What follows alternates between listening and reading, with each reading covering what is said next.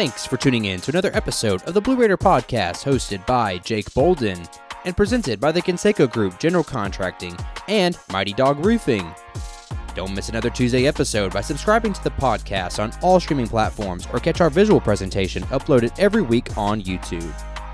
Don't miss our next ticket giveaways by subscribing and following on all Blue Raider Podcast social media accounts on Twitter, Instagram, Facebook, and TikTok at Blue Raider Pod.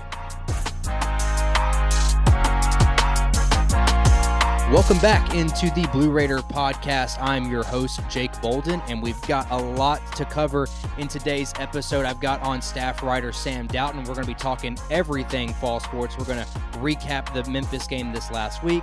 We'll take a look at volleyball, soccer. You got a little peek into tennis action this fall as well with head coach of the Lady Raiders, Tayo Bailey-Duvall. She will be interviewed at the end, also to preview their ITA Regionals that'll be hosted here in Murfreesboro on October 10th. And then lastly, we'll kind of wrap some things up with the fall season for golf. And then lastly, our hopeful repeat champions of the cross-country season as they get closer and closer to their conference championship. But before we get to that interview with Sam, I'd like to take a second to thank our sponsors of the episode, and that is Mighty Dogs Roofing and Conseco Group. And first, we'll take a message from Mighty Dog Roofing. When it comes to your home, trust Mighty Dog Roofing Nashville East for all your needs. As a veteran and locally owned business, we're honored to be one of just 11 Owens Corning contractors nationwide to win their prestigious service award.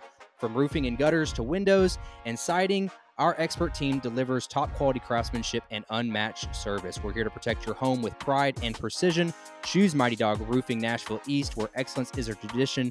Call us today at 615-MD-ROOFS. That's MDROOFS, or visit their website at Mighty Dog Roofing to get a free quote today. So thanks to Mighty Dogs Roofing for sponsoring, as well as the Conseco Group. Since 1987, Conseco Group has been turning dreams into reality, whether it's pre-construction consulting, construction management, design, build, or renovations and improvements. We are here to exceed your expectations at the Conseco Group. We don't just deliver, we deliver with passion, precision, and unparalleled quality. Our hands-on approach ensures your investment is maximized and your vision is brought to life. From Clarksville to Columbia and beyond, trust Conseco Group to handle every detail with expertise and care. Ready to build your future? Contact the Conseco Group today, 615-298-9907, or visit their website at consecogroup.com. That's CONSECO Group.com. Again, thanks to Mighty Dog Roofing and the Conseco Group for sponsoring the Blue Raider Podcast. Now, it is time to roll into our episode today. Like I said, joining me is a staff writer from GoBlueRaiders.com in the MTSU Communications office. It is Sam Doughton. Sam, how's it going? Jake, thanks for having me back. Excited to talk about all the sports that are happening this fall, which is a lot more than a lot of people think about when you think of the traditional fall sports with football, volleyball, soccer. A lot more stuff going on right now, as you well know and your listeners know. So excited to talk about all of it this week as we get into the conversation. That's why I'm glad to have you on this type of episode. I know we look forward to football season, as everyone does, and that's always the main topic. But I always love spending time, especially talking with Sam here about all the other sports going on. There's going to be no one more knowledgeable about what's going on. I mean, he's in the office. He's talking with the players, talking with the coaches. He's in the action. So, again, I appreciate having Sam come on. And before we get into our football talk, as always on the podcast here, I love to play Coach Mason's opening statement of his post-game press conference from this last matchup here. So let's hear from Coach Mason. Talk to Ryan Silverfield and that Memphis team. Hey, they're a good team. I think our team grew up tonight. We had to come on the road and play, second road game in a hostile environment like for us. And I thought our kids responded the way we should. We come out, man, we get a defensive stop. Okay, man, we get the ball, man, we go down, man, we put ourselves in position to score. And, unfortunately, sometimes things happen. But I'll take Amari all day long because I know Amari in that receiver room competes hard. But today was just one of those days where, I just felt good coming into this game about this team. I thought we had made progress. I thought we tackled better. And we still got to find ways to run the football. And we got to keep Nick upright. I thought at times when we gave him time and he's surgical, when he's got to run for his life, man, it's tough. But we're going to get that right because I saw some solid protections that we have to sort of hang our hat on, and the rest of it, man, you junk it. You know why? Because the dude is good. So you don't get him hit, and I think we put up points. So defense getting better, special teams, man, we got to continue to keep going, and I just got to make sure, man, that I don't put our team in harm's way by getting a penalty. Well, there it was, Sam. A lot to take away from that post game, but I think the big thing that we all saw, although it's another loss in the category, but I think the team made some strides. Actually, was arguably the best game I'd really seen us play, especially on the defensive side. Kind of had their back against the wall for a good majority of the game, but altogether, I thought we saw some improvement from this week. Yeah, no question, Jake. I think you look at the total yardage, and Middle was actually able to move the ball, relatively consistently on offense, not on the ground, but had some good passing numbers. Were able to hit some explosive plays over the top, and including the unfortunate fumble by Omari, through the end zone, on a play that would have been a 69-yard touchdown. Just a lot of really bad luck there for Middle. But the defense is really what you hang your hat on, right? That's a Memphis team that's put up a lot of points early in the season, even in their loss the previous week to Navy. Scored over 40 points in that game. Seth Hennigan's against a quarterback that is able to throw the ball around the yard. Middle held him just 227 yards in the air in that game. And, I think you saw, I think in particular, it was a secondary that finally, got some consistency week to week. James Shellman and Marvin Myers stayed the starters at corner. John House and Xavier Williams stayed the starters at safety. And that played big dividends as far as consistency goes for that group.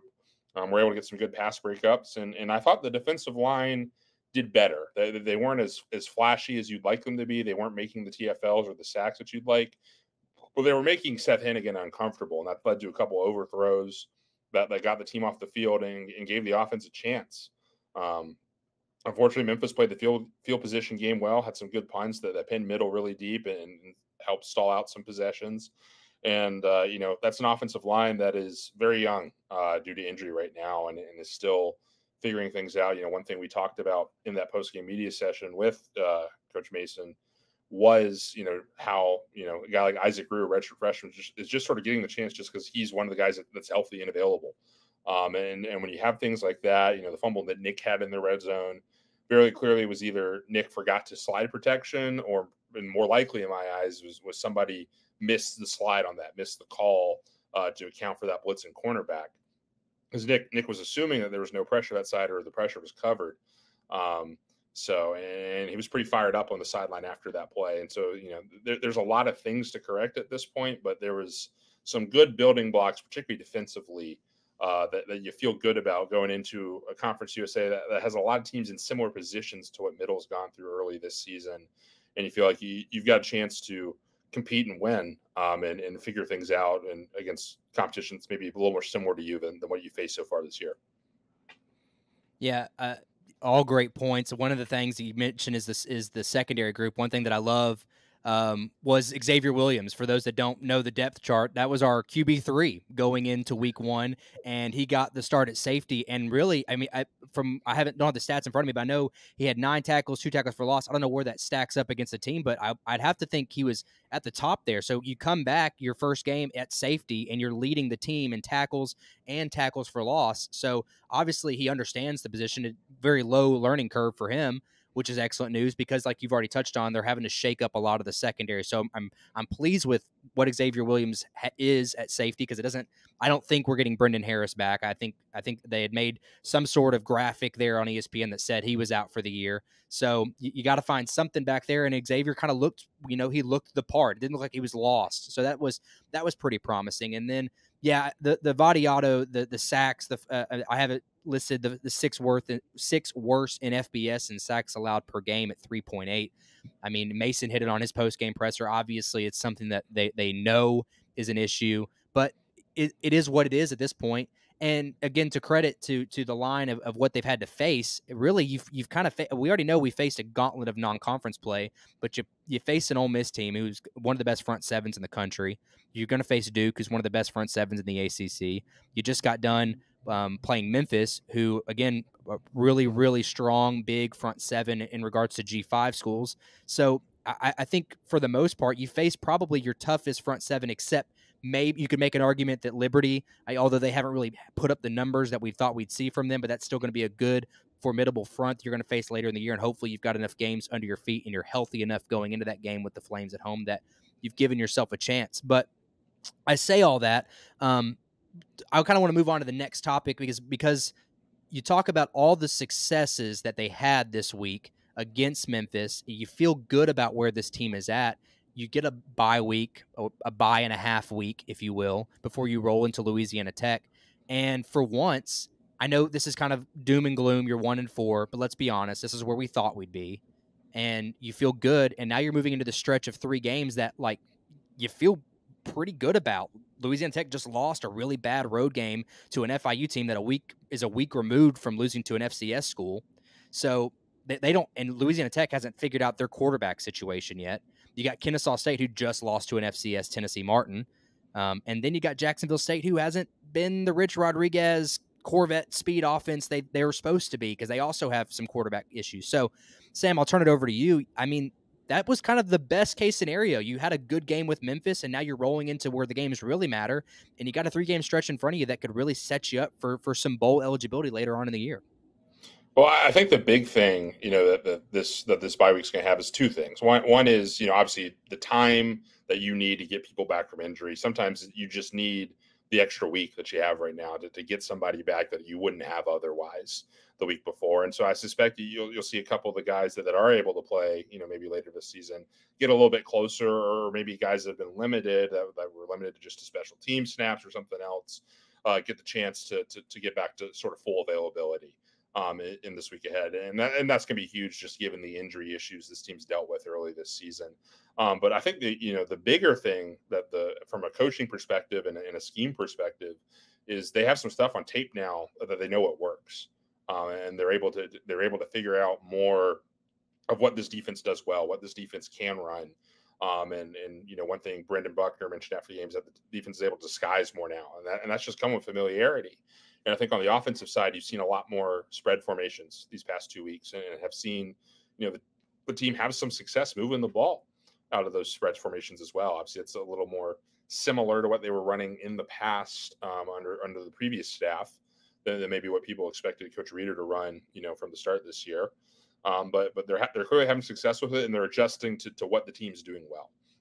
And so, give these coaches, a week where they're not as hyper focused on, who they're playing in a given week as they would be. And maybe they're reviewing, their self-scouting, looking at their own tape. Is there something that they did well, 3 weeks ago that maybe they didn't catch, and now they can continue to implement into the offense or defense? Time like that is big, and really it's come at the perfect time for Middle, just because of the way the schedule worked out this year, where you really need these 11 days, 12 days, just to sort of reset and realize that you still have some goals in front of you, and you have some winnable games ahead, and you've done enough good things that you can't just pack it up and look at next year. Like you have the ability to go make your own moment sort of right now. So yeah, I'm excited to see the second half of the season. I think you'll see a lot of improvement, particularly as some of those guys get back healthier. And I think it's pretty wide open in sort of in Conference USA the rest of the way. I think Western is extending itself, showing itself to be one of the better teams in the league this year. Liberty obviously hasn't lost yet, so that you got to count them in that conversation. But behind those two, it's pretty wide open. And we've already played Western. Liberty's really the only team on the schedule. Sam Houston, I should also mention, is having a good year, but they're not on middle schedule this year. So you really, of your 7 remaining games, you should feel good about your chances to win in 6 of them. And really, I think you should feel like you can compete with Liberty as well. I don't feel like you need to write off that game at home, on a Veterans Weekend, which tends to be one of our, more pumped up days for the program for whatever reason. So you've got a chance to play yourself into conversations, build some stuff off of this season, and set yourself up well for the future. And I suspect that's what the staff's focused on now at the moment.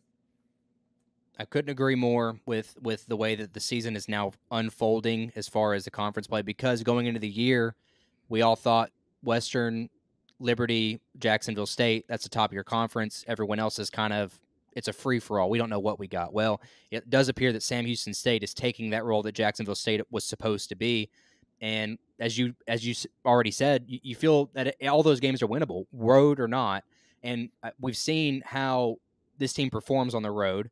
Although Ole Miss, the score is what it was, I would agree that they played better in that game than they did in their 2 home games, albeit the score. Thought the offense moved the ball well. The defense, obviously could have played better, but you're playing against a top 10 offense in the country. And then the Memphis game, again, you played against a pretty good Memphis team that we all thought was going to steamroll us because they'd be so mad about their Navy outcome, and they held their own. So that's always something that I would like to take into account is going into the year with a new coaching staff. You don't know how a team prepares for road games. What is a team like on the road? Because we see that come to play with basketball last year with Nick McDevitt, a team that's so strong at home but has their road struggles. But it looks like, again, from what we've seen, I'm just as the eyeball test. The scoreboard doesn't show this, but I think the team plays considerably well enough on the road that when you look at some of these swing games that we're talking about, like the upcoming ones with Louisiana Tech, Jacksonville State, that going into the year, you think, I don't know, I'm going to give this to the home team because of unfamiliarity. But again, I think MTSU is a better team when you put them head to head with Louisiana Tech on a neutral floor per se. I would even make the argument for Jacksonville State. Now, when Jacksonville State's offense is rolling, they're a very tough team to beat. But this stretch was something that I harped on so much going forward, going into the season, that this is pivotal. Like if you come out of Louisiana Tech with a loss, you probably are a little doom and gloom because now you're 1-5. Your chances of getting to a bowl game have dropped significantly. Again, your outlook, you probably still feel good about Kennesaw State, but your outlook for Jacksonville State doesn't look very good. Even your road contest at UTEP, because I would put UTEP and La Tech kind of in that same boat as far as their performances thus far in the year. So give yourself the week and a half here to get healthy. Get to Ruston, and again, Sonny Cumbie Louisiana Tech is kind of in the boat that MTSU fans were in last year. You just kind of feel a little helpless. I hope that MTSU can kind of contribute to that helplessness. But I'll turn it over. We'll roll over into the fall sports now because we got so much to cover. And the first one on my docket, I've got volleyball, and I'll go ahead and put up our the coverage of this last week. They go 1-2 this week. They kicked off Conference USA play. They were in Huntsville, Texas, against the Sam Houston State Bearcats. They dropped that contest, both of them. First one 1-3, second one 0-3. They go to FIU this upcoming week. They're home against FIU this week.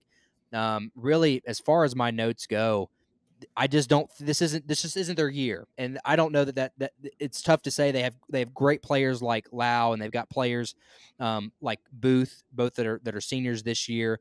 Audrey's been good. I think they're still wanting a little bit more from her. But this team is just young, and I think you would agree with me, Sam, that they're probably a year removed from being a really good ball team. Jake, they remind me a little bit of where the football program was last year, where they have some good veteran players.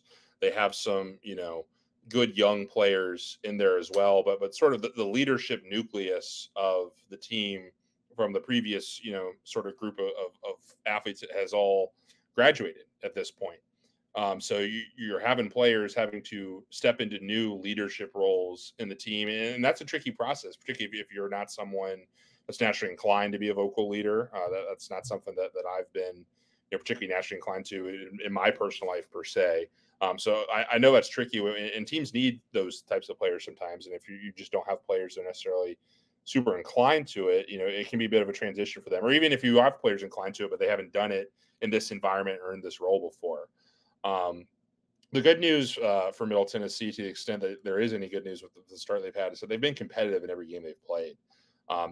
There's not really been a game they've played this year that you didn't feel like they could win at some point. Yeah, they were swept a couple times, but they're getting, they're losing sets by 2 points or 3 points in those sets. And volleyball's games are very thin margins. You swing a couple points your way, you swing, one swing one way, one swing the other. And you pull out some wins in those sets. And so they got to find that sort of grit, that willpower back. And I think you can chalk a lot of that up to the youth of the team right now. But as you said, a lot of good young players. Andy Spees obviously is a setter that's had a strong start to the year. And Lau, is Defensive Player of the Week this week in Conference USA. Setting a program record for digs in a set. She switched over to libero actually these past couple matches and has sort of, helped solidify the defense that was pretty young as well.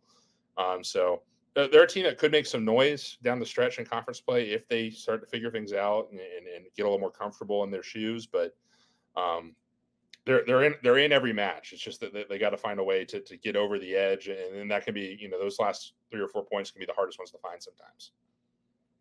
Right, and I want to highlight too. I kind of missed it there. The Adria Rhoda, she set a program record for sets or kills per set this last weekend at Sam Houston State, with 22 kills in those 3 sets. So, yeah, and you said it well, and that they're just barely missing the mark. Because when you look at scores for volleyball, it's 3-0, 3-1. You're thinking, wow, they're getting blown out, but you're right on it. I mean, even this last weekend at Sam Houston, 4 of their 6 set losses were within 4 points.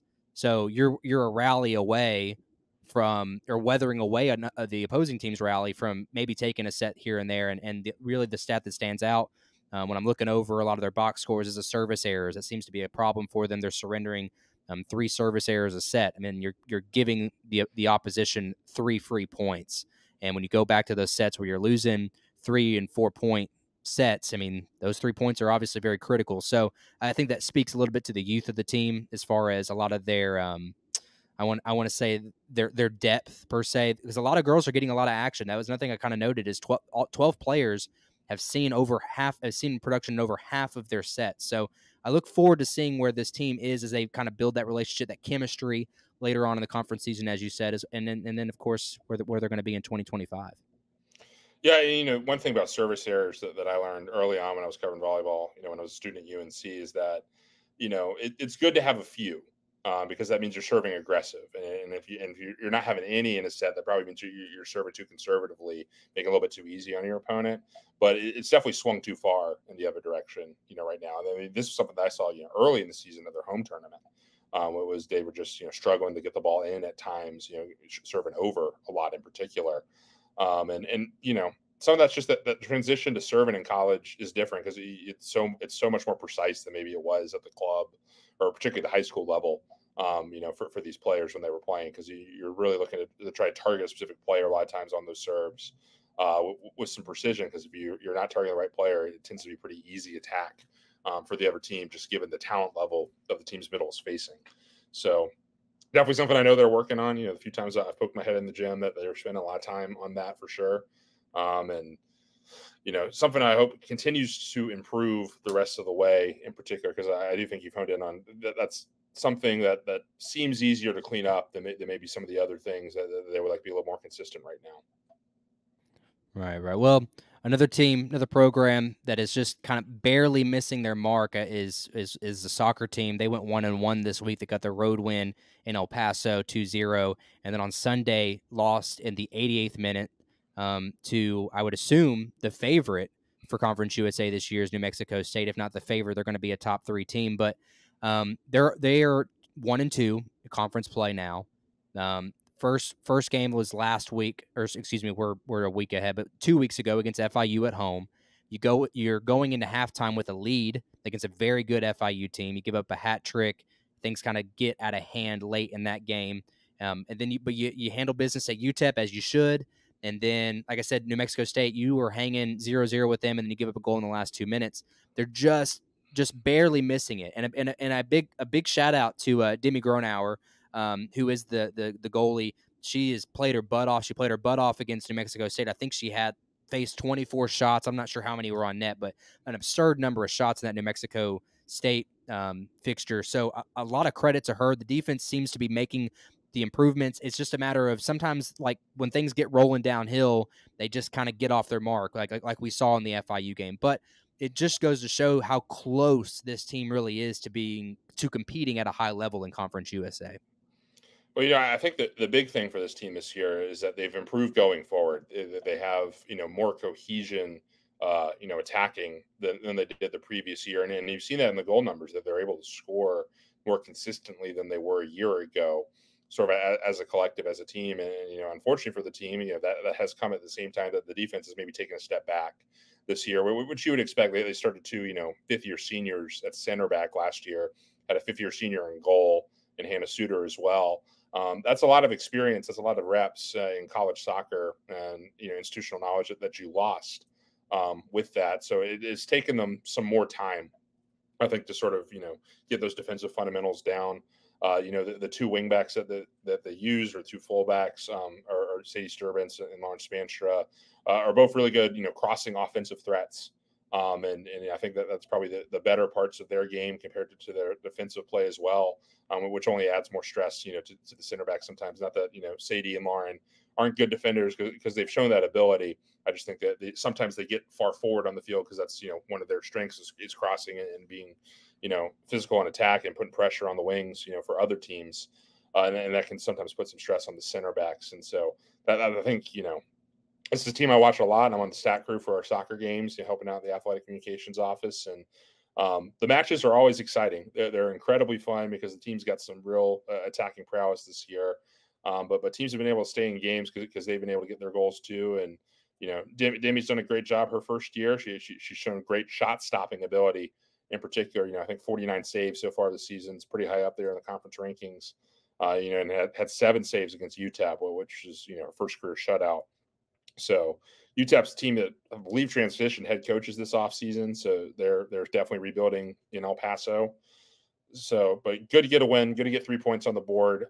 And you've got 2, I think, pretty winnable games this week at home that if this team wants to get back into the conference tournament, Kennesaw State, I think, has won. Maybe I think they drew their first game in conference play, or maybe they drew 2 games in conference play. And Jack State, is not near the top of the league necessarily either. So you get them both at home, both in front of the, the Dean A. Hayes, track and soccer stadium crowd. And, you've got a chance to pick up 6 points this weekend. And I think that's got to be the goal, for the team. Yeah, I know coaches hate this term, but I would say going 1-0 with New Mexico State would be considered a moral victory. I mean, you got some momentum rolling your way, knowing that you were hanging that long with New Mexico State. But let's move our attention to the tennis teams. As I previewed there at the very top, they got their ITA Regionals coming up. The men just wrapped up. They're All-American. Had a few guys compete there. Talking about the men, Rostislav Halfinger, I believe I'm saying that correctly. I haven't spoken with Coach Jimmy yet to get for my pronunciation keys, as we always do. But that seems to be like a great addition. For the men's side, there's only so much you can do to replace your number one, and the same could be said for the women once we get to the women's conversation as well. But he seems to look the part with the lone All-American win there in the round of 68 or 64. And then you've got other guys that are returning that we haven't seen this fall. Marcel Kamrowski, my understanding is he's playing over in Poland as a part of their pro circuit that's over there, so he's just taking a semester off. He'll return back to us. I would assume he's going to be the number one. Again, things always change and matchups are always different, but good to have him back. But when you talk about the youth of this team, because Halfinger is the only guy on roster that's going to be graduating this year, you're returning all these key pieces that performed at such a high level. I think they're going into this year as a preseason ranked top 38 in the country, according to the ITA poll. So you return everybody, assuming no one leaves in the transfer portal, but you return everybody. I'm excited for Jimmy and his opportunity to get 6 straight, because I think that's his expectation. But I'm really excited to see what this team looks like in the 2025-26 season because of this roster that he's built and he's accumulated. And I would assume, Jimmy being Jimmy, he's going to find someone in the transfer portal as well that's just going to bolster that roster even more next season. Well, he sort of got like a new, the old big 3 that he had was, Francisco Roca, Stein Slump, and Pavel Model. They won, 4 titles in 4 tries in their 4 chances, as Blue Raiders. And, Pavel's doing, great things, Coach Barboa, on the, WTA right now. But when those 3 left, you had a core that, you could just sort of pencil into a spot in the lineup every single time in singles and doubles that you need to replace. And he sort of, found another group of 3 that are all the same class, like those 3 guys were. In Marcel Kamrowski, who you mentioned, is playing overseas this semester. And then, Andre Horak and Chu Matsuzaka, they've all shown good things in their careers. And the ability to play. And when you have a core 3 like that are all coming up together, they're all improving together at the same time, it makes filling in the rest of the roster a little bit easier. Jakub Kroslex getting his first fall with the team after joining the team, for the spring, for the first time, and coming on the scene as a freshman, had a really good freshman year for the team. Excited to see what he does sort of a full year in the system, developing, under Coach Jimmy. And, they got a new assistant in now, obviously Andrea Caligiana left for Cal. So they've got some transition there, on the assistant ranks. But excited to see what they do. And Rostov is, a guy in the vein of, Leo Rankin last year, senior that's coming in to, take names, put, a claim to somewhere top in the lineup, whether that's one or two, depends on, how the guys do in their, battle matches, sort of, setting the lineup for the year. But, somebody that could make some noise and it's had some good results so far this fall, that I think gives you some confidence moving forward. In the women's team, like I teased at the beginning, I've got Coach Tayo Bailey-Duvall coming on after this, so I encourage you to stick around and learn a little bit about her team. But real quickly on theirs, we talk about it in the interview, is the need to get the doubles point. It's kind of the area that they faltered a lot on this last year that kind of kept them out of really competing in a lot of those close matches. But they've got the transfer from Southern Miss in Lim, someone who was great in doubles at Southern Miss. I think Coach Tayo is very confident that she's going to kind of help bolster that second line, potentially third line in doubles. Again, she's still working through a lot of those combinations this fall. So always take these scores that you see with a grain of salt, because both programs are typically feeling their way out, seeing what works and what doesn't work. But she feels real confident, and I kind of share that confidence with her, because in the same vein as the men, they return a lot of players that produced for them last year. Unfortunately, you lose your number one, Garicani, to the transfer portal as she goes to Kansas State. But you're bringing back a lot of these young players that had production, had some success in the lower lines, if you will, in the singles in the spring. Well, that doubles point is so critical, as Tayo mentions. I think that's been an underrated aspect of why the men's team's been so successful under Jimmy Borndame, is that they're usually really good in doubles. They usually have at least one of those. 3 teams nationally ranked. Sometimes they got 2 of those teams nationally ranked. And when you can get that first point, you only got to win 3 of the singles matches, the rest of the way, and that takes a lot of pressure off everybody. If things aren't going well on a particular court next to you, you don't feel like that pressure come onto your court as much necessarily.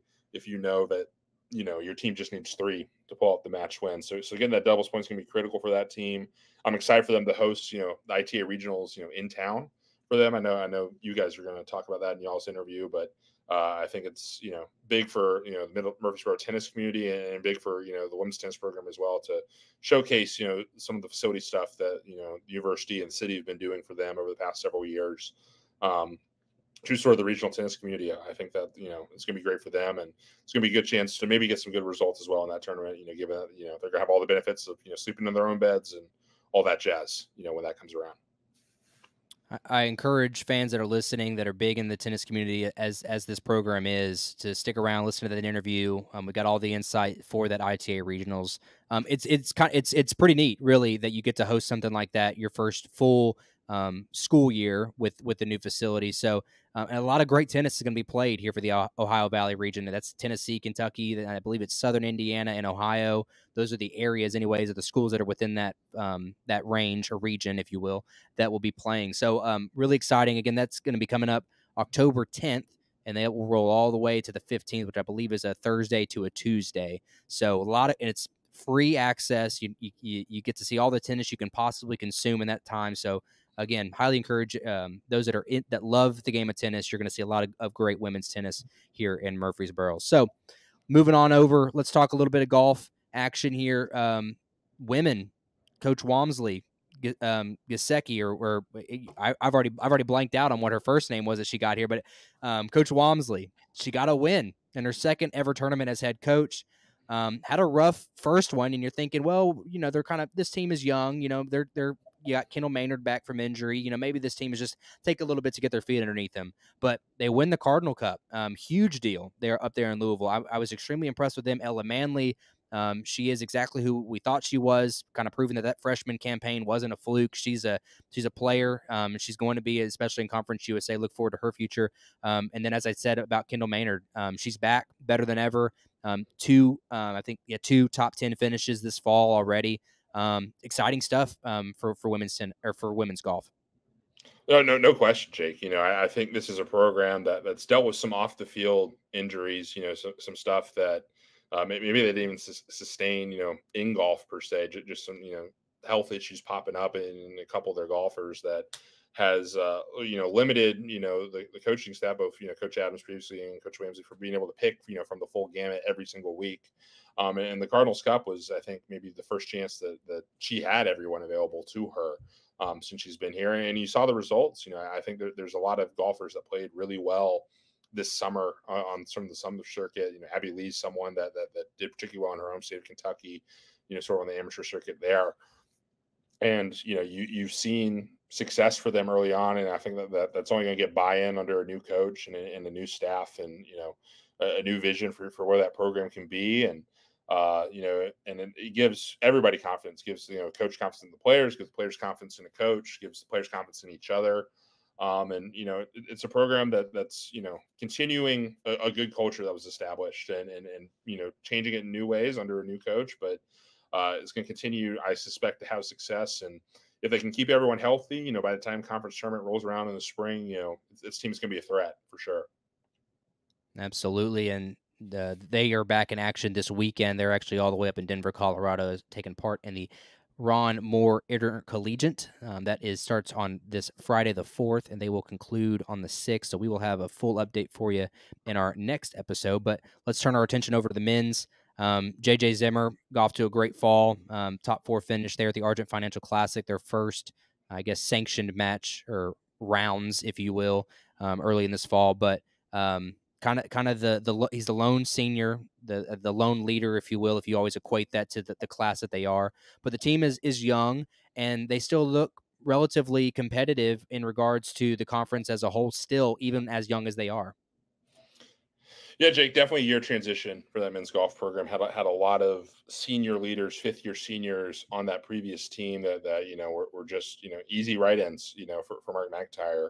To the extent that he wrote in guys at all. He had the luxury of being able to go full sort of play your way into the lineup with that team, because they had so much depth, and they're starting to rebuild that depth now with some younger guys. And I know they're really excited. I believe they had 2 freshmen make the Tennessee, did well in the Tennessee AM for them this year in the summer, and had some good results, from that period to build on. But, college golf's a bit of adjustment. You think golf can be similar, maybe more similar than other sports, because it's ultimately just you and the ball out there. But different level of pressure, when you're going up against a guy that is just as good as you are every single week in your group. And that can take some time, and it particularly can take some time dealing, sort of intra-team, sort of dynamics where you're competing just for a spot in the lineup. That can be a bit of adjustment for these guys coming into the college game, where maybe they were consistently the best guy on their high school team or the best guy in their area, and now they've got 6 guys that can take their spot every week. Obviously, that level of competition is what you want, but it can be a bit of a mental adjustment for guys coming in. So definitely a team I have my eye on moving forward. I tend in the fall with golf to sort of, if you can win a tournament, awesome, that's great. But, it's more of a time to figure out your game and get stuff to prep for the spring season, which will get you ready for those crucial conference tournament moments, come April. Right, and so many new names there. Keep your eyes tuned for them this upcoming weekend as well. They will be at Florida Gulf Coast at the Island at West Bay Invitational. A short stint there, but that will be I believe it's a Sunday to Monday, the 6th through the 7th there. So again, we will have a full update from their trip all the way down there. Lastly, I will shift our attention to cross country, who is in full swing of their season. They just get back from Columbia, Missouri at Gons Creek. Men finished 15th to 37. Alan Kiplagat, who has kind of been the racehorse for this team, finishes 10th amongst all the individuals. Brian Kiptu is at 27th. Then on the women's side, you've got 19th finish out of 38 teams, and then Odilia Jepchumba continues, the young sophomore. I do believe, Sam, you can correct me if I'm wrong there, but got those are both of our top runners there they're underclassmen. I think Allen or I don't know which one is a freshman, one's a sophomore, and then you've got Odilia, who's a sophomore. So you've got the underclassmen who are kind of taking the lead of these teams. Promising, obviously, for the future and all that, but I know that you kind of have a little bit more insight to this than I do in regards to, they're not running everybody. They're not exactly 100% healthy, but as we know about cross country, it's a one race matters more than anything, and it's that championship coming up on November 2nd. Yeah, Jake. I mean, I'm obviously not somebody that runs for sport necessarily at any point, but talking to Keith Roman and talking to people around that program, there's a method to sort of what they're doing in the fall and some of these events leading up to the conference championship, as far as figuring out depth, figuring out who the people you're going to run are going to be, because that fifth guy can matter a whole lot. When it comes down to points, often those conference championships are won less by your top runners than they are by your fifth or sixth best runners, sort of, the way the scoring system works. If you have somebody, really dragging down the team's point total as your final score, it doesn't matter if you have, three guys go 1, 2, 3 or something at the top, it can really hurt things. So you've got to test your depth and find your depth early. And so if you have guys and gals that are going to be consistent at the top, they don't have to travel every weekend necessarily. They can do other training, here in Murfreesboro. They can go run as individuals in certain events rather than, running with the team necessarily. And maybe focus on, something they want to try out, something they want to do to run their race. So you've got to look for individual performances like Odelia, like Allen, like you said, that the people that are running that you expect to be in the lineup that are doing well. And I think you can't help but be encouraged by them. You mentioned the youth of this team. I know, Coach Roman feels very strongly about where the cross-country program will be headed the next years based on, who's in the system and who he's recruiting. I think he feels like this might be the last chance for some teams at Conference USA to get him this year while they're sort of in that transition in between classes. Because I think once everybody's here next year, I know he feels very, very confident that that middle will be on top and with both teams for a pretty long time. Yeah, he was very confident in our interview earlier this season about where the cross country team is and where they will be. So, his objective this year is just to break the even year curse. So, but this team looks strong to do it. Well, Sam, that's fall sports. That's all of it right there. I think we hit it all in a pretty timely manner. I know you've had the pleasure. I will go ahead and preview our next episode a little bit. I will be fortunate enough to sit down with Coach Rick Insel, Lady Raiders head basketball coach, and then I'll be sitting down with Nick McDevitt, men's head basketball coach, in our next episode. I haven't had the opportunity to lay eyes on practice. I've been able to meet with Matt, obviously, earlier in the summer, and then I was able to meet with Nick at Media Days. Obviously, both coaches feel great about where their rosters are. You have your feet on the ground there. I know you said you were at practice actually today of recording. You feel good? Where are you kind of feeling about the programs right now? Well, they're exciting in different ways, which I think it has always been the case, this time of the year for both basketball programs since I've been here. But, Nick's team on the men's side is extremely veteran-laden, and you see that in practice, that they understand the nuances of defending, the nuances of attacking plays and other things at a very high level, sort of as a team. And they have, even with all the new faces, some cohesion already to it. And now they just got to find, the starting five that works. And then, the specific combinations off the bench that they think is going to work. So, one thing, I think they really feel like all 13 scholarship guys, can play for them this year and make an impact. And so you could see some interesting, situational first lineups, a 3-point first lineup, a defense first lineup, a pressing, first lineup where, in certain situations, where guys maybe are only getting, could get just 2 minutes a night, but those 2 minutes a night could be very impactful depending on when they get on the court. So very interesting team. Obviously with so many new faces, I'd like to see them play against someone other than themselves to get a little bit better feel. Cause I think, with as much length as they have defensively, it can be hard to judge, how they look offensively at times, against a team that maybe looks a little different than what Middle has on the court. But excited for them to get into their, secret scrimmages. Not sure who they're playing this year, but they usually get 2 of those in there. And, hopefully we'll hear good things, from those when they occur. And then, the women's side, I think a lot of people are maybe expecting a slight step back nationally or regionally in Conference USA. If you talk to the right people, maybe in Lynchburg, Virginia about it. But I think they would be making a bad mistake if they thought that this team would take a step back. No disrespect to Savannah Wheeler or Courtney Woodson, of course, who, 2 extraordinary players. Tough to replace, but I think they've found a different concoction that's going to be just as lethal for opposing teams this year.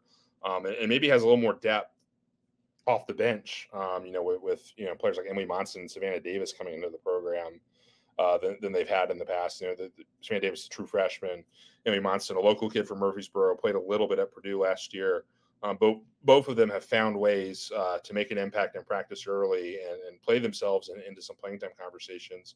And then, further deeper on the bench, you got fifth-year, senior and Jada Granum that they're expecting big things from, to sort of be that backup five as well. And then, in the starting lineup, you add in a former all-defensive player in Conference USA in Alina Enrique, who's going to give you 25, hellacious minutes, for the other team tonight. That's a good scorer as well as her defensive abilities. You add Courtney Blakely back, to be the true point guard for this team. Different style of game from Savannah Wheeler, but it's going to be a totally different defensive scout, because of her speed and her ability to get downhill compared to what the teams were doing with Wheeler last year. And then three starters to return: Jalen Gregory, Timmy Scott, and Anastasia Boltreva. I think every team in the conference would like to have any one of those three in their starting lineup as well. Would start instantly for any one of them. So a lot of talent coming back, a lot of talent they've added, and just a really fun team to be around. They just look impressive every time they take the court. And, they have a non-conference schedule that will test them early, which I think, shows the confidence that Rick and the rest of the staff have in this group. Yeah, you'd be sorely mistaken if you think that losing Wheeler and Whitson is going to take this team a step back, and rightfully so. Again, if you don't really follow women's basketball, that would be a rightful opinion. But yeah, the addition, or I should say re-addition, of Courtney Blakely back at point guard, along with hopefully a healthy Jada Harrison, at the point guard position, and then Alina Enrique. It's crazy to me that the number one Conference USA defense by a long shot, it's not like they won that title by a few points per game. I think it was like 10, 15 points per game that they won that title by. But now they're going to have two Conference USA Defensive Player of the Year at one time on the floor. If even if you don't get the scoring production that you're maybe missing with Wheeler, because I don't think, as well as we've seen Blakely play. Blakely's not Wheeler, and I don't think Insel has brought her on the program to be a Wheeler. But she fits. She's a great distributor. She's going to be the fastest player on the court every night. So she just provides a different level that your offense can perform at because of her vision, because of her speed that she can play with under control. And again, she's had a season under P4 competition that, if anything, would elevate her game in regards. Because the one criticism, if I had to give her one, was that sometimes she could get a little out of control. But Matt gave us a little teaser this last week on Twitter. I like what I see with her. She's just as fast as she ever was. She's still under control. She hits the reverse layup with a lot more ease, I would say. So I'm impressed with what that group has done. I'm excited to see them at practice this upcoming week, and then obviously we'll have the sit-down interview with Rick. And then back to the men's conversation, we can see what Nick McDevitt is able to do with the right players in and with his philosophy, because I think a lot of people tend to question Nick's philosophy. How does it do in Conference USA? I mean, the guy won 26 games. He's just 3 years removed from that. Does he win 26 last year with fully healthy roster? Maybe. I don't know. And I that's tough to say, but he's got a lot of the pieces that you're talking about. He's got a deep bench. I would say he's probably got one of the deeper benches in Conference USA because of the effort that he put on the transfer portal. So I look forward to seeing the steps that this team makes. It may be a philosophy change. I look forward to talking to Nick about that a little bit, because some of these pieces aren't the same as we've seen in years past. So, but I think, as you touched on, the experience that a lot of these guys bring, because they all have Division I playing experience. None of these were bench riders. A lot of these guys are coming in with time under pressure there. So I again, both teams I think should be top of the conference. I know that some may be down on the basketball team, but I would say not so fast, my friends. Stay tuned for what Nick McDevitt has for this men's program, because there's a lot to be excited about there. And then the women's team, obviously, I think you put them on the floor with anybody, and I truly mean that. That's not hyperbole. I think anybody you put that women's team up against, they've got an opportunity to win that game. So next week, BRP fans, stay tuned for that. A lot of basketball talk. If this podcast is anything, it's going to be a basketball podcast. Huge hoops fan here from your host. But Sam, again, most knowledgeable person in the department that can come here and talk with me about all things fall. I'm very thankful for you to stop by. Tell us a little bit what you're working on. What are some things coming down the pipe for us at GoBlueRaiders.com? Well, the open week opens the door to a lot of different possibilities. So you'll probably see a bit of an off the wall feature story from me this week, something outside of, the football program. Might take a look at, some of the strength work men's basketball has done. I think Josh Wilkerson's been, a great addition as a strength coach for them, has done some really cool work this offseason with that. Have a couple other irons in the fire as well, just as different features going. Like to try to highlight some of these sports that we're talking about when I have some time during the season, because it's a rarity once football season gets going. But a lot of my focus right now is as some people in our men's basketball programs focus is on people Western North Carolina who are obviously hurt by Hurricane Helene this past weekend. Nick McDevitt's from that area, and obviously played at UNC Asheville, and I know that his hometown was hit particularly hard, Marshall, North Carolina. There's a lot of people in my personal life just growing up in North Carolina, growing up at, sort of in the foothills of the Appalachian Mountains. I have a lot of family and good friends, from that area. I have a brother who goes to App State. So whole area is struggling a lot right now. If you keep them in your thoughts and prayers, if you have the means to, encourage looking, for places to donate to help those communities, because it's going to be a long road back. For a lot of them, and a long road back for our friends in East Tennessee as well. Sort of that whole region had a lot of stuff to deal with. These past few days. So been focused on them and keeping my thoughts with them, and taking some time on this in this open week for football to think about them as well. And so hopefully we'll see some progress there in the coming days. People get some power back. Hear some good things, but it's gonna be a long road for them, and just hopeful for some more good news to keep coming out of that area, in the near future. Right. Hopefully get a little bit of relief at the end of this week, as now it seems that the rain has finally cleared out over there. So again, as you said, give what you can. A lot of help is needed in those areas, and of course, wishes sent to you. I know you're from the area, as well as you touched on Nick McDevitt to his family from you said Marshall, North Carolina. Yeah, absolutely, Nick. Sam, I appreciate you stopping by once again, and I look forward to having you on again as we get closer into basketball season. Anytime, Jake, you know where to find me. And if you folks listening don't know where to find me, pretty easy to find me on Twitter at SJDoughton, DOUGHTON. You can, read all my stuff there, or just go to goblueraiders.com, and usually something I wrote's on the front page every time you click on it. Excellent. Thanks again, Sam. Thank you. The BRP is proudly partnered with Rivals Network affiliate GoMiddle.com.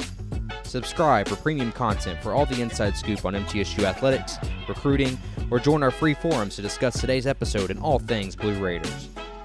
The BRP is also partnered with the College Huddle, a nationwide collaborative effort with over 80 Division I programs represented.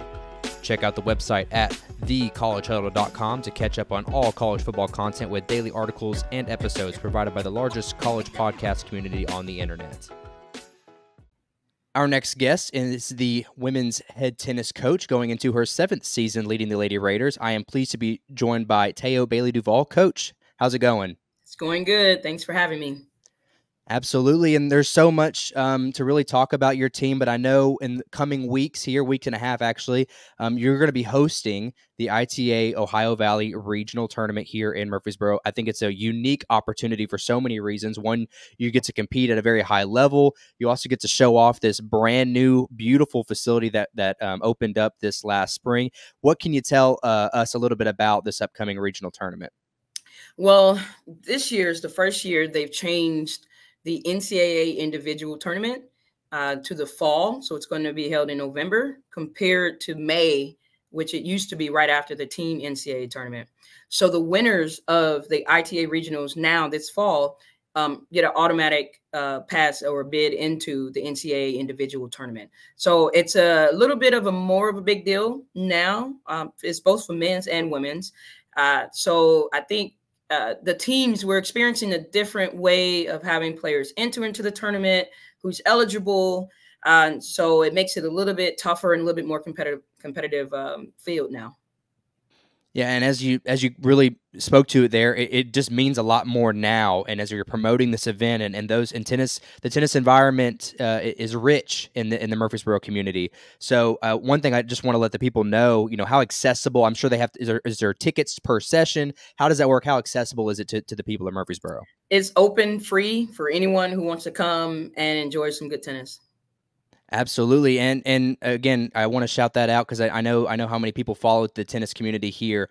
A lot of talented people are going to be rolling into the Ohio Valley Regional, so a lot of eyes there. I want to know about you as far as this fall season goes for you. You won your second straight season of double-digit wins back in 2024 in the spring. You're kind of rolling into this year with a really experienced group. It's early in the fall season. What are you seeing out of this roster?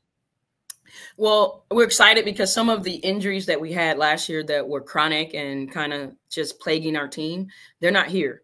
And some players who transferred in, we didn't get to see a lot of. They were not playing at their peak or their max effort. We're hoping that stays the same, and we're able to see that this coming year, which should, in turn, just make us a much stronger team.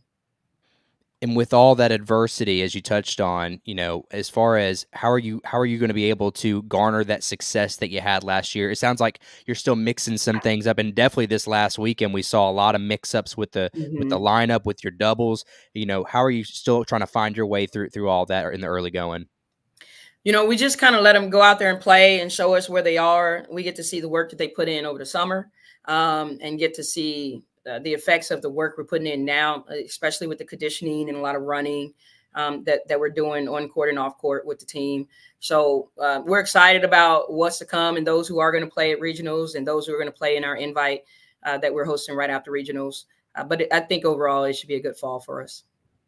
I'm sure there's no shortcoming of leaders on this team. Like I touched on, this is a very experienced group. I only count 2 underclassmen as of now on the roster. Tell me about some of those leaders that kind of just have taken the front running of being leaders on this team. Well, our captains this year are Eloise Swarbrick and Ilaria Spasetti, who's a graduate student. She went to school in Italy, and she transferred here technically last year. And so this is her second year or third semester. And so, actually second semester. So she is more of she's just an older person, and she's more mature. So her leadership style kind of comes from there. And she's a hard worker. And then Eloise Swarbrick, who's been here 4 years from Australia. She's just a great leader, a great example. She leads by example for the girls. And so the other leaders on the team, I guess, would be Cassidy, and she's graduating this year, just a natural position, and Alessia Truden, who's also graduating this year, a transfer student. But both of them are very high-level quality players, and I think there's a natural expectation of leadership because of how good they play and how they carry themselves on the court. But I think with the 2 new girls coming in and those 4, I think we should have a really solid team of girls who are really motivated and confident and leading those young ones on the team. And one of the areas I know that you're really going to shuffle through this year, as you lose Santa from last season. It's kind of a big hit for your team, but the doubles is an area that's always proves vital when it comes into duels. Yeah. That's something you're kind of working through. Where are your eyes there as far as the groupings go there? Well, Ellie and Alessia played really well at regionals last year. They actually, this past weekend, they won at #1 doubles against Louisville. So those 2 are a pretty solid pairing. I like that. When Cassidy is out there, she's a little banged up now, but when Cassidy's out there, she has great doubles instincts as well. And whoever we pair her up with, that should be a really solid pairing. And then, the 2 new girls coming in have some experience in doubles and actually enjoy doubles. I think we have a good chance of getting more doubles wins this year than we did in past years. Yeah, I'm glad you mentioned Zin Lim, the Southern Miss transfer. Yes. Something that stood out to me whenever I just looked at some of her numbers from this last year.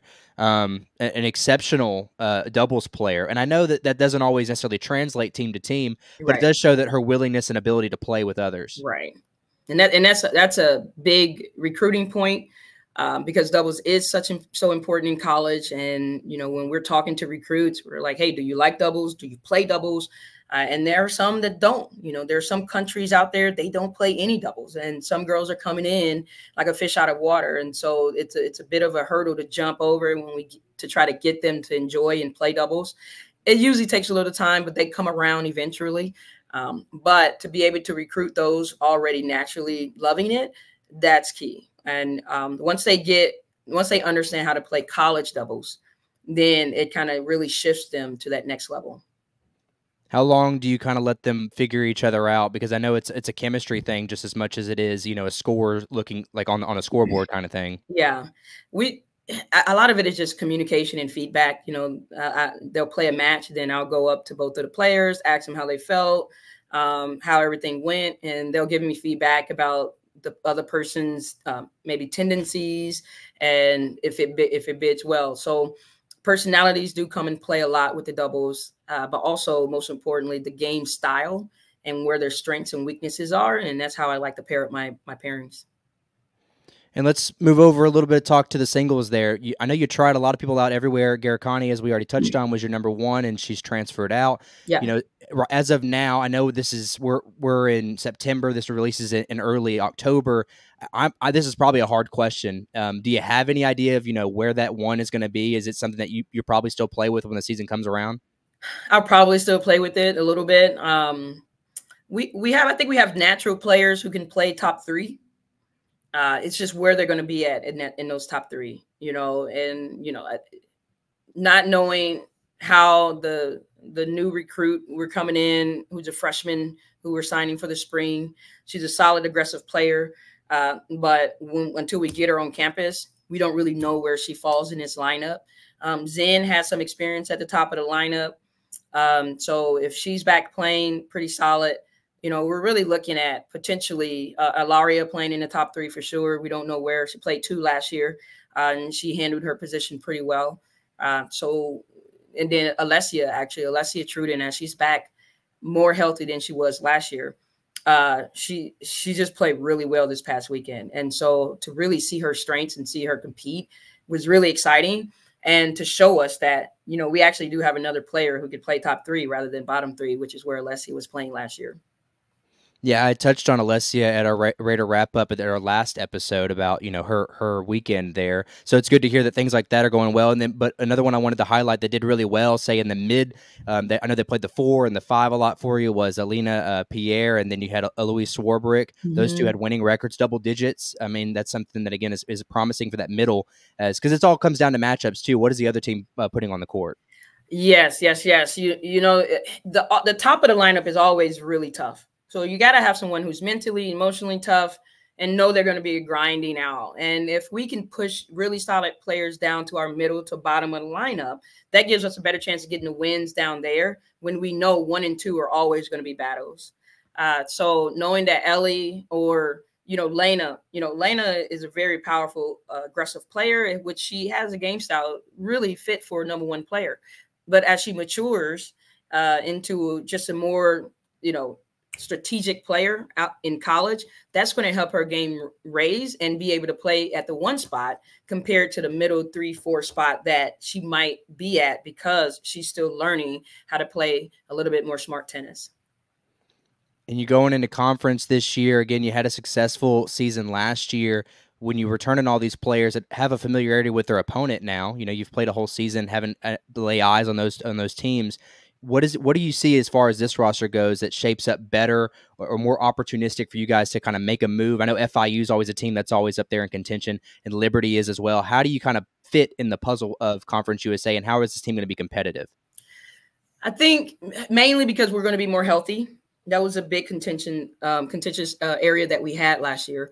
If we're more healthy and we have Alessia and Cassidy in our lineup at the end of the year, I think we have a really good chance of going a distance in conference. Now, we know FIU is always pretty solid, but we also know towards the middle to bottom of the lineup is where we compete well against them. So if we look at the scores of the last head-to-head matches we had against them, we were very competitive at the 4, 5, and 6 position, and then also at 1 or 2 of the doubles position. So we look at it from that standpoint that there's ways to beat this solid team. Really good coaching, right? And being in good shape to play. Now, Liberty, they did change their coach. Actually, my assistant coach is from Liberty. She was their GA last year. So we have a little inside scoop on Liberty to an extent, but they're kind of in a rebuilding stage as well. So we'll see how the new coach is doing once they get started and see how the season starts out for them. And we'll see where we land in the conference kind of lineup or rankings as we go. I'm glad you brought up your new assistant, Michaela O'Day. Tell us about her and how she's working with the roster this year. She's been doing good. The girls love her.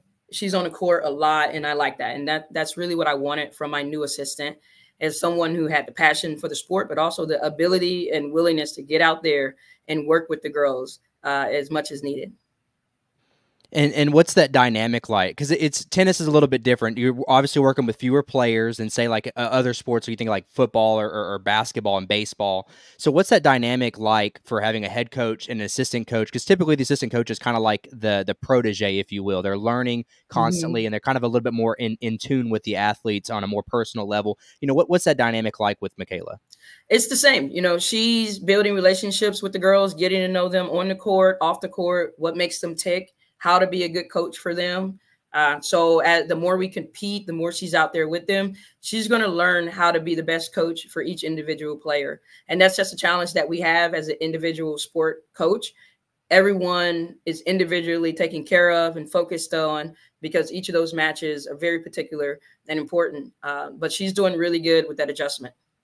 Can she still lace it up? Oh, she's killing it. Today she played doubles with the girls that was talking junk, and she was doing good. So she always gets out there and tries to show them she still has it. Yeah, she had a solid career there at Liberty. And she's not too far removed from her playing days. I'm sure as most people that play tennis, they still are involved in some capacity. So Yes. It's good to see that she's competitive there with the team. But Coach, before we sign off here, after the ITA regionals that are coming up here in mid-October, you finished with the MTSU Invitational, as you touched on. Again, tell me a little bit about like inside ball here. You're playing teams there. I've got Lipscomb, Eastern Kentucky, Western Kentucky, and then North Alabama. That's just some of the teams I was able to find, but those are teams that you typically find on your schedule. So I want to know, again, it's some inside ball here. Like, do you keep things close to your chest? Are you trying some things you maybe wouldn't try in the spring? How does that work? Yeah, I try to explain to the girls the fall, we do move around lineups and get people matches. So some of the girls who may be lower in the lineup, who don't see a lot of matches, they may get in over some of the other girls just to get some experience in there.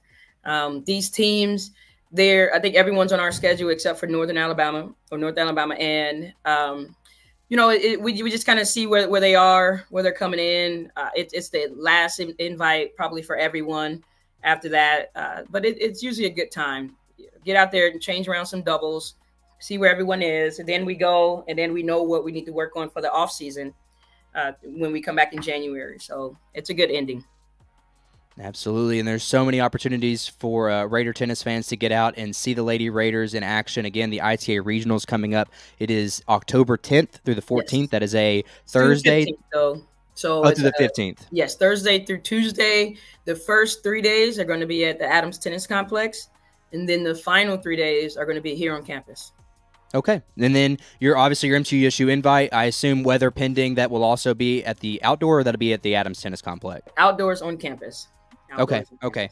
So plenty of opportunity to see the Raiders in action. And before, again, I sign off here, I want to know, how are you adjusting to the new facility? I know you've got a nice big office now. You've got a beautiful view. The courts, I'm sure, are easy to share with Jimmy. I'm sure he's not hogging any of the courts or anything like that, right? Oh, we're all good. We're used to having 4 courts a team.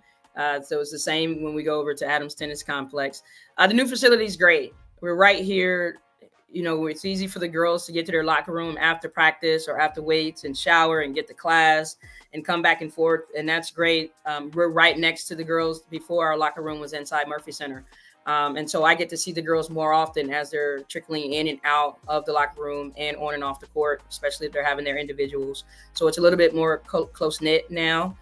They can come in and peek their head in and chat with me pretty easy. But we love it. We love the courts on campus. I think it's really offering the girls their opportunity to get as much training as they like. Absolutely. Well, that's great stuff. Coach Bailey-Duvall, head women's tennis coach, I appreciate you taking the time this fall, and we look forward to seeing the Lady Raiders this spring as well. All right. Thank you very much, Jake.